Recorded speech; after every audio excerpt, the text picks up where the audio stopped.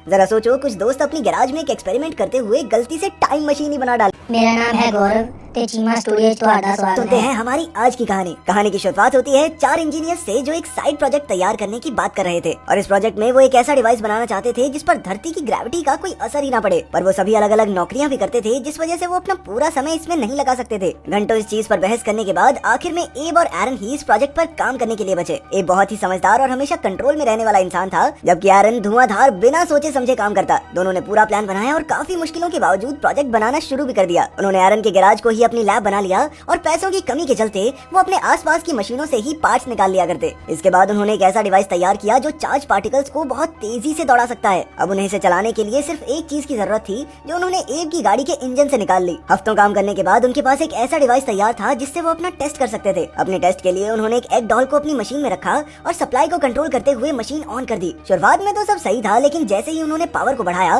तो मशीन में short circuit हुआ और उनका टेस्ट गया डब्बे में। जांच करने पर उन्हें पता चला कि उनकी बैटरीज फूक गई थी। अगले दिन एरन एक सरप्राइज दिखाने के लिए एब को उसके घर से अपनी गाड़ी में बैठाकर गैराज पहुंचा। अंदर जाकर उसने बताया कि उसे मशीन को स्टेबलाइज करना आ गया था। उसने मशीन में अब एक रेगुलेटर लगा दिया था जिससे वो पावर को अच्छे तरीके से कंट्रोल कर पाए। और एक पॉइंट आते ही मशीन खुद को चलाने जितनी पावर बना लेती थी, इसलिए बैटरीज की जरूरत ही नहीं है। उसने साइंस का एक बहुत बड़ा आविष्कार किया था। इसके बाद दोनों ने इस बारे में काफी बात करने के बाद इसे फिलहाल के लिए तो राज बनाकर रखने का फैसला किया। एब की गर्लफ्रेंड के पिता ग्रांटर ही अब उसके लिए पैसों की आखिरी उम्मीद थे और एब ने उन्हें अपने डिवाइस के बारे में समझाने की जिम्मेदारी भी ली। पर कुछ हफ्ते बीतने के बाद उन दोनों को यह एहसास हो गया कि वो पूरी तरह कर्जे में डूब चुके हैं। एक दिन एब बेंच पर बैठे एरन के पास पहुंचा, जो उस वक्त एक किताब में कुछ लिख रहा था और उसके कान में ईयरफोन्स लगे हुए थे। एरन ने एब से पूछा कि वो ठीक तो है, क्योंकि वो सुबह से उससे बात करने की कोशिश कर रहा था लेकिन हो नहीं पाई थी। एब ने उसकी बात को काट कर उन दोनों की दोस्ती के बारे में याद दिलाया और कहने लगा कि देख भाई एरन, तू एक दिन के लिए वो कर ले जो मैं कहता हूँ, और इसके बदले में मैं तुझे इंसानों के सबसे बड़े आविष्कार के बारे में बताऊंगा। एब ने एरन को गैराज ले जाकर वो एग डॉल दिखाई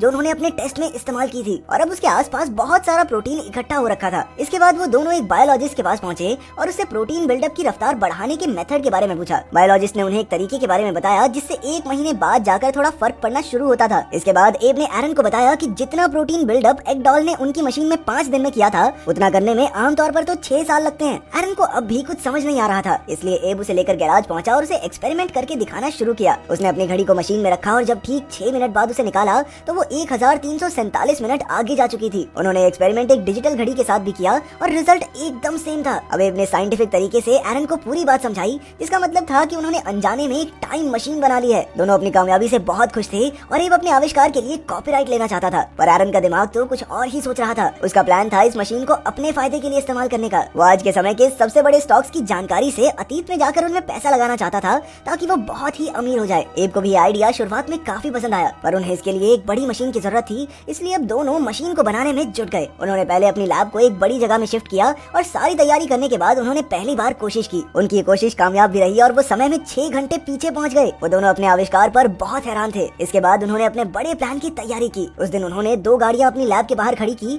ताकि वो एक गाड़ी को अतीत में जाकर इस्तेमाल कर सकें और दूसरी गाड़ी को वापस आकर। वो प्लान के मुताबिक 6 घंटे पीछे गए। अतीत में जाकर उन्होंने खुद को एक कमरे में बंद कर लिया ताकि वो किसी के संपर्क में ना जाएं, क्योंकि उधर असल जिंदगी में वो दोनों अपना नॉर्मल रूटीन ही फॉलो कर रहे थे। सही समय पर उन्होंने बहुत सारे स्टॉक्स एक बड़े मार्जिन से खरीदे, जिससे उन्हें बहुत सारा फायदा होने वाला था और वो दोनों इसमें कामयाब भी रहे। इसके बाद उन्होंने कई दिनों तक ऐसा ही किया। वो अपने फ्यूचर की जानकारी से स्टॉक्स खरीदकर ढेर सारा पैसा कमाने लगे, पर इस सब के बाद उनके शरीर पर टाइम ट्रैवल का असर दिखने लग गया था। उन्हें अक्सर लिखने में काफी परेशानी होती और कई बार तो उनके कान से खून भी निकलने लगता था। वो लोग अपने इस आविष्कार के साथ मिली ताकत को संभाल नहीं पा रहे थे और एक दिन उन दोनों के बीच इस बात को लेकर काफी बहस हुई कि क्या वो लोग सही कर रहे हैं। दोनों ने एक दूसरे के फैसलों पर कई सवाल उठाए। उन्होंने एक दूसरे को काफी बुरी बातें बोल दी थी और किसी के बोले शब्द तो वापस नहीं आया करते। इसी वजह से उन दोनों के रिश्ते में दरार आ गई। उन दोनों का शक एक दूसरे को लेकर बढ़ता गया कि कहीं दोनों में से कोई सीक्रेट को दुनिया को न बता दे। उनकी ये लड़ाई उस दिन बढ़ गई जब एब ने एरन को बिना बताए एक ऐसे स्टॉक में इन्वेस्ट किया जिसमें उसे घाटा होने वाला था। एब का कहना था कि उसने ऐसा इसलिए किया ताकि किसी को उन पर शक न हो, पर एरन पैसों के लालच में इतना डूब चुका था कि उसे एब की ये बात समझ ही नहीं आ रही थी और वो उसकी इस बात से बिल्कुल खुश नहीं था। उसी रात रोड पर उन्हें मिस्टर ग्रैंगर दिखे जिनके चेहरे पर थोड़ी थोड़ी दाढ़ी थी, लेकिन एरन दिन में ही उन्हें मिला था और उस समय तो वो क्लीन शेव थे।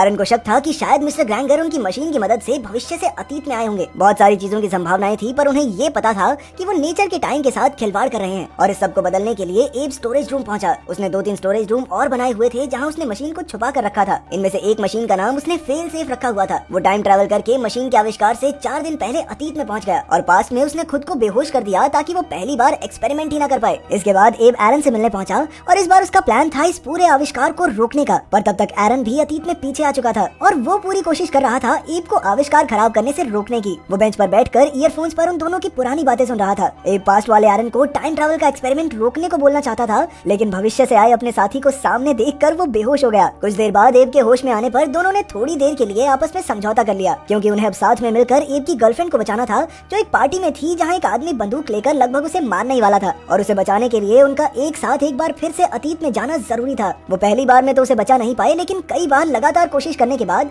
एरन ने एब की गर्लफ्रेंड को बचा ही लिया, जिसके बाद एरन शहर का लोकल हीरो बन चुका था। काम खत्म होने पर एरन ने फैसला किया कि अब वो किसी और देश में जाकर रहेगा जहाँ वो टाइम ट्रैवल की मदद से ज्यादा फायदा उठा सके और खुद को अमीर बना सके। पर एब का मकसद अभी भी उसी शहर में रहकर उनके आविष्कार को पहले दिन पर ही रोकने का था, जिस वजह से दोनों दोस्तों ने एक दूसरे का साथ छोड़कर अलग अलग रास्ते पकड़ लिए। उस दिन के बाद एब अक्सर भविष्य से आकर वर्तमान में खुद पर नजर रखता था, ताकि वो खुद को भविष्य के बारे में कुछ भी पता लगाने से रोक सके। और वहीं फ्यूचर से आया एरन वर्तमान में खुद को फ्यूचर में होने वाली सारी बातों के बारे में पहले ही बता देता। दो वैज्ञानिक दोस्तों ने एक ऐसा आविष्कार किया जो मानव जाति का शायद सबसे बड़ा आविष्कार था, जो आज तक किसी को नहीं मिला था और जनता को शायद इस बारे में बताया भी नहीं जाएगा। असल में एब और एरन दोनों ही काफी अच्छे इंजीनियर थे, पर दोनों को ही सही गलत की पहचान नहीं थी और शायद इसी वजह से दोनों कभी सही गलत के बीच के फासले को समझ ही नहीं पाए। इंसानों के सबसे बड़े आविष्कार के हाथ लगने के बावजूद भी वो उसे सिर्फ अपने फायदे के लिए इस्तेमाल करते रहे और आखिरकार इस आविष्कार के चलते दोनों के बीच का रिश्ता भी खराब हो गया। तो अगर तुम्हारे हाथ एक टाइम मशीन लग जाए तो उसका इस्तेमाल किस तरह करोगे, कमेंट्स में जरूर बताना।